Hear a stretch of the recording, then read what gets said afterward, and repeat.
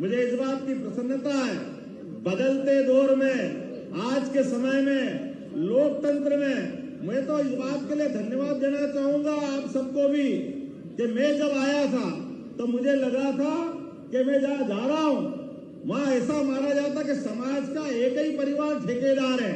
मुझे इस बात की प्रसन्नता है, समाज किसी का ठेकेदार वाले को व्यवस्था से अपने आप को बाहर लाता है, जिसकी अपनी स्वयं की पहचान है, और ये होना भी चाहिए।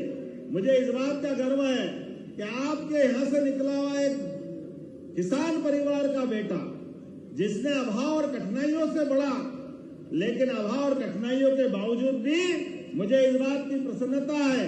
मैं कोई दल विशेष का भी प्रचार करने की बात नहीं कर रहा हूं, लेकिन इस बात के लिए तो धन्यवाद दूंगा कि मेरे पिताजी कोई मुख्यमंत्री नहीं थे, मेरे पिताजी कोई राजनीति में नहीं थे, मेरे परिवार वाले इन व्यवस्थाओं को जानते भी नहीं है, लेकिन उसके बावजूद भी मेरे अपनी पार्टी के लोगों ने मुझे उज्जैन विकास प्राधिकरण का अध्यक्ष बनाकर 8 साल वो दर्जा दिया, राज्य मंत्री का 2003 से 2010 तक।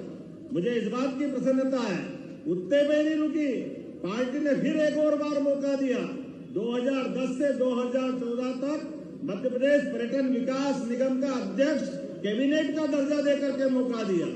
और मुझे इस बात का गर्व है, मेरी पार्टी तो इतना अच्छा सोचती है। आप तो भाग्यशाली हो, इतनी बड़ी आबादी, इतनी संख्या में रहते हो। मेरी विधानसभा में तो अपने स्वजन 500 भी नहीं है, 2,80,000 वोट में से, लेकिन सारा समाज साथ रहता है। मोदी जी खाली कहते ही नहीं है सबका साथ, खाली बोलते नहीं है, तो वो एक गारंटी भी देते हैं कि मोदी की गारंटी है समाज में केवल 4 ही जातियां रहेगी। और हमने सबने देखा कि जहां 500 आबादी नहीं है, वहां से मुझे एक बार नहीं 3-3 बार टिकट दे करके अपने समाज का गौरव बढ़ाया। मुझे इस बात की प्रसन्नता है। और एक इतनी बड़ी बात, अभी मुख्यमंत्री की तो बाद में बात कहूंगा, आमतौर पर जब अपने में से कोई मंत्री बनेगा तो मंत्री को क्या देंगे? खेलकूद मंत्री, कोई भी ऐसा पशुपालन विभाग, कोई और चीज। लेकिन मुझे इस बात की प्रसन्नता है कि जैसे ही मैं दूसरी बार विधायक बना तो प्रदेश की उच्च शिक्षा विभाग का पूरा प्रभार मुझे दिया गया। मुझे इस बात की प्रसन्नता है, ये हमारे समाज का गौरव। लगभग 4 साल पहले और उससे आगे बढ़कर मैं तो आपने टीवी में देखा भी होगा, उस लाइन में भी नहीं बैठा था, लगभग आखिरी पंक्ति में बैठा। और हमारे अपने इस मध्य प्रदेश के अंदर एक बार नहीं, ऐसे ही आज से 15 साल पहले ऐसे ही यादव परिवार को उठा करके बाबूलाल जी गौर को मुख्यमंत्री बनाया था। और ऐसे कैसे इस बार मुझे सीधे सहज बोला, पहली बार तो मैंने भरोसा ही नहीं किया, क्योंकि मैंने अपने मुख्यमंत्री कोई बनता तो बहुत पैसे वाला होना चाहिए, बहुत सारे विधायक का समर्थन होना चाहिए, बहुत सारे प्रकार के परिवार का बैकग्राउंड होना चाहिए। मेरे अपने परिवार में तो ये कुछ नहीं था। मेरे अपने परिवार से कोई दूसरा विधायक नहीं, मेरे परिवार से कोई सांसद नहीं, मेरे परिवार से कोई मंत्री नहीं, मेरे परिवार के इस पहले राजनीतिक क्षेत्र में इस प्रकार की कोई व्यवस्था नहीं। लेकिन उठा करके सीधा मुख्यमंत्री का जो जवाबदारी दी है, मैं इस बात का धन्यवाद देना चाहूंगा। जिस बात को लेकर के कई लोगों के पेट दुख रहे हैं, लोग तो इतना ऊंचा सोचते हैं, मैं तो सोचता भी नहीं हूं। मुझे तो नाम लेने में भी कष्ट होता, अच्छा नहीं लगता है, थोड़ा संकोच करता हूं, क्योंकि हम जिनकी जय जयकार करते भगवान कृष्ण की, उन्होंने राजनीति को अपने घर में नहीं आने दिया।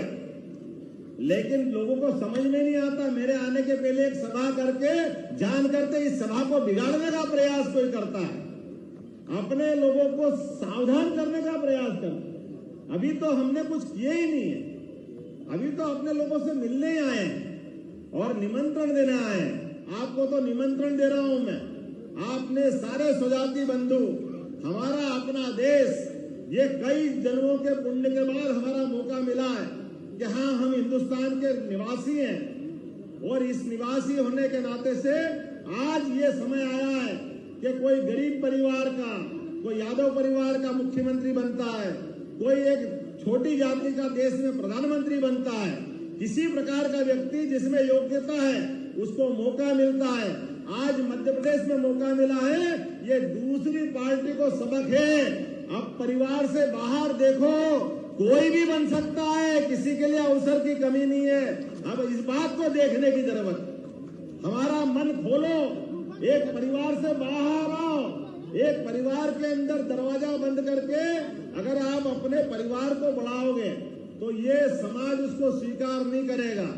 अब समाज आगे बढ़ा है और जिसको भी मौका मिले, लेकिन एक बात है, परमात्मा जब मौका देता है तो अवसर भी ढूंढता है, सुयोग्य व्यक्ति ढूंढता है। आज इसी कारण से दुनिया की अर्थव्यवस्था गिर रही है, दुनिया में हाहाकार है, लेकिन दुनिया के सामने भारत वो उदाहरण बन के खड़ा है, जिसके कारण से पूरी दुनिया की दृष्टि हमारे देश के प्रति है।